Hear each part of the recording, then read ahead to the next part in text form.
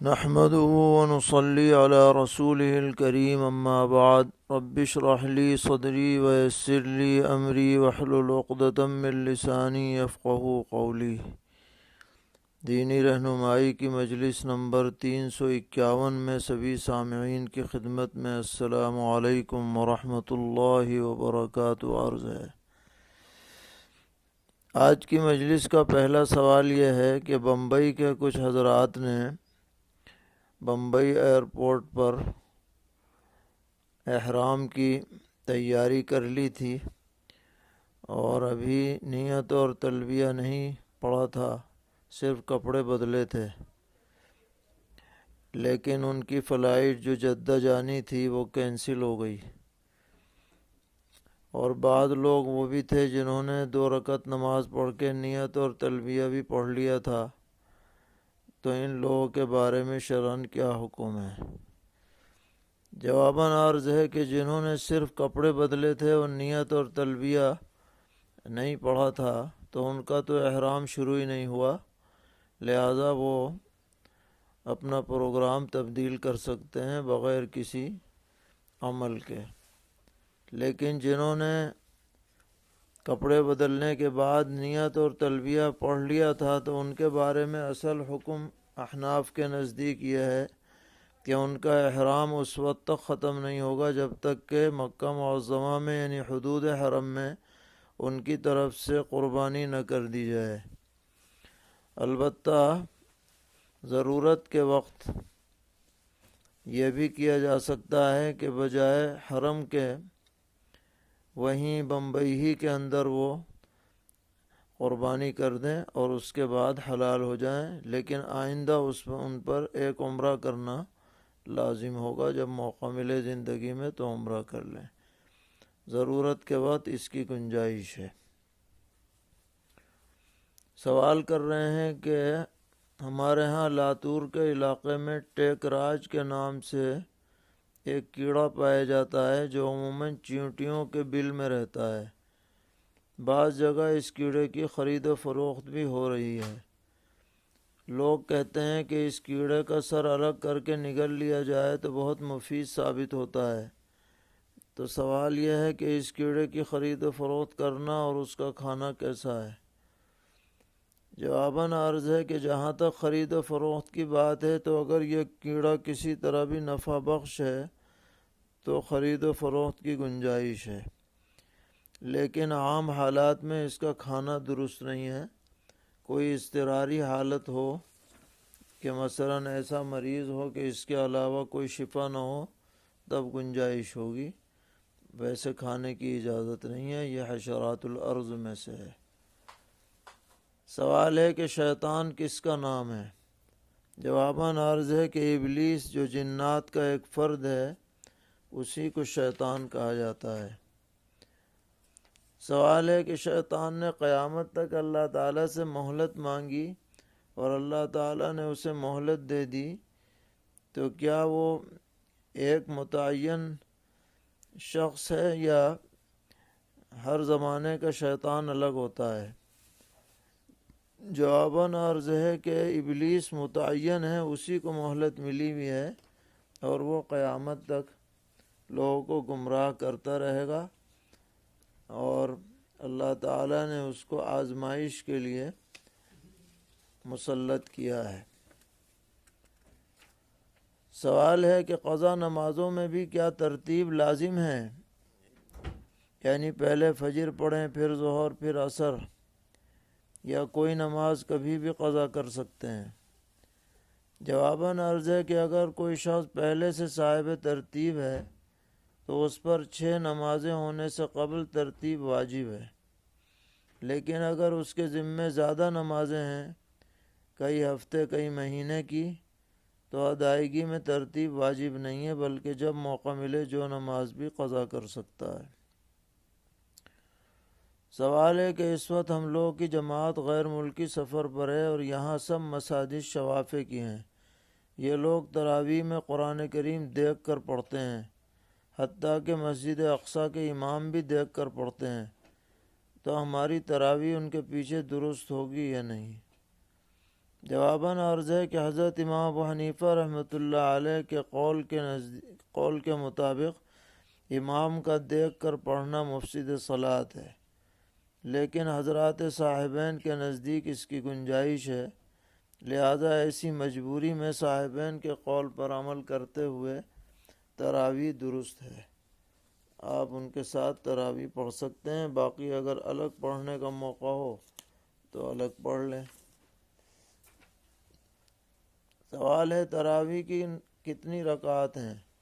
اگر کوئی شخص 16 رکعت تراویح کی پڑھے مکمل نہ پڑھے تو ان 16 رکعات کا کیا حکم ہوگا؟ کیا وہ تراویح میں شمار ہوں گی یا محض نفل ہوں گی؟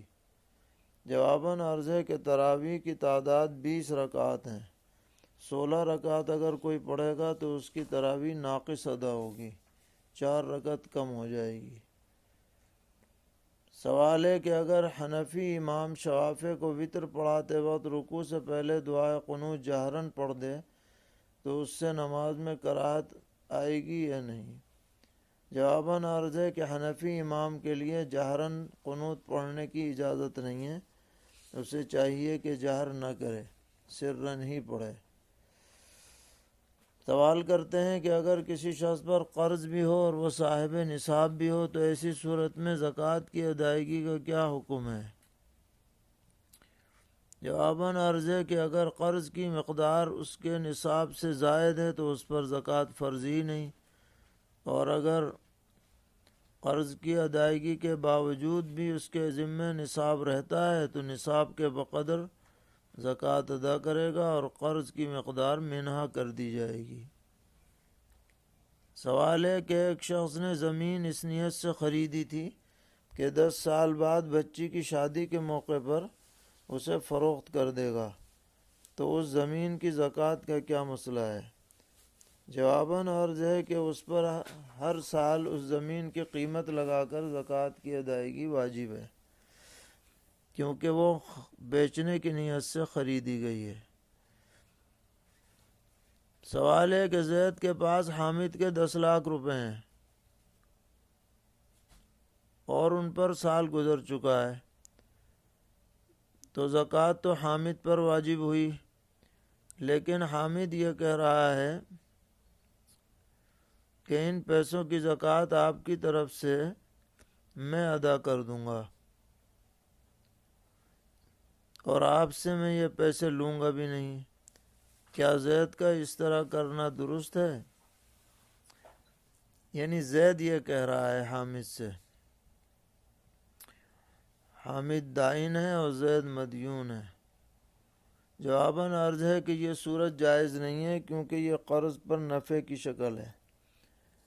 جو دائن ہے زکوٰۃ اسی پر فرض ہے، وہی ادا کرے گا۔ ایک عورت کے پاس 15 تولہ سونا ہے، اب وہ چاہتی ہیں کہ اپنے 5 نابالغ لڑکیوں کو 3 تولہ سونا دے دے اور کہہ رہی ہیں کہ میں نے ان کو دے دیا، تو زکوٰۃ کے سلسلے میں کیا حکم ہوگا؟ جواباً عرض ہے کہ اگر سب لڑکیوں کو الگ الگ 3 تولہ کر کے مالک بنا دیا جائے تو ان کی زکوٰۃ واجب نہ ہوگی۔ ماں پر تو اس لیے کہ وہ مالک نہیں رہیں، اور بچیوں پر اس لیے کہ وہ بالغ نہیں ہیں، اور دوسرے یہ کہ نصاب کے بقدر نہیں ہیں۔ سوال ہے کہ میرا آن لائن کام ہے اور میں پیکنگ بھی کرتا ہوں، بسا اوقات ایسا ہوتا ہے کہ جب میں ٹیپ کو دانتوں سے توڑتا ہوں تو اس کے کچھ ریزے اندر جانے کا اندیشہ رہتا ہے، تو کیا اس سے روزے میں کچھ خلل واقع ہوگا؟ جواباً عرض ہے کہ احتیاط کے ساتھ توڑا کریں دانتوں سے، اور پوری کوشش کریں کہ کوئی حصہ حلق میں نہ چلا جائے۔ اگر باقاعدہ کوئی چیز حلق میں چلی جائے گی تو روزہ فاسد ہو سکتا ہے۔ سوال ہے کہ اگر کسی شخص نے روزے کی حالت میں ناک میں دوا ڈال لی تو اس سے روزہ تو ٹوٹ جائے گا، اور اس کے بعد اس نے کچھ کھا پی بھی لیا، تو سوال ہے کہ صرف قضا لازم ہوگی یا کفارہ بھی لازم ہوگا؟ جواباً عرض ہے کہ اس پر صرف قضا لازم ہے، کیونکہ روزہ تو ناک میں ڈالنے کی وجہ سے ٹوٹ چکا ہے، اور اس نے بعد میں جو کھایا پیا ہے اگرچہ نہیں کھانا تھا، لیکن جو کھایا پیا ہے اس سے روزہ نہیں ٹوٹا، روزہ پہلے ہی ٹوٹ چکا تھا۔ سوال ہے روزے میں ڈکار آئی اور پانی اندر چلا گیا تو اس سے روزہ ٹوٹے گا یا نہیں؟ جواباً عرض ہے کہ اس سے روزہ نہیں ٹوٹے گا، تھوڑا بہت چلا جانے سے۔ سوال کر رہے ہیں کہ ایک حافظ صاحب تراویح پڑھا رہے تھے اور آیت سجدہ سے پہلے ان کو اشتباہ ہوا اور وہ سجدہ کے لیے جانے لگے، اور ابھی آدھی مقدار تک پہنچے تھے کہ مقتدیوں نے لقمہ دیا، تو چنانچہ پھر وہ کھڑے ہو گئے اور انہوں نے پھر آیت سجدہ پڑھ کر کے دوبارہ سجدہ کیا، تو ان کی نماز کا کیا حکم ہے؟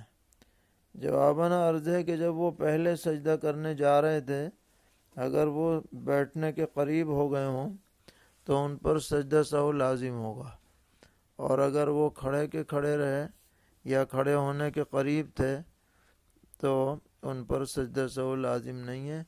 اور بہرحال جب دوبارہ انہوں نے آیت سجدہ انہوں نے پڑھی تو اس وقت سجدہ تلاوت کرنا تھا جو انہوں نے کر لیا۔ اللہ تعالی ہم سب کو دین پر استقامت عطا فرمائے، ہر طرح کے شرور سے محفوظ رکھیں۔ وصلی اللہ تعالی علی خیر خلقہ محمد وعلی آلہ واصحابہ وذریاتہ اجمعین۔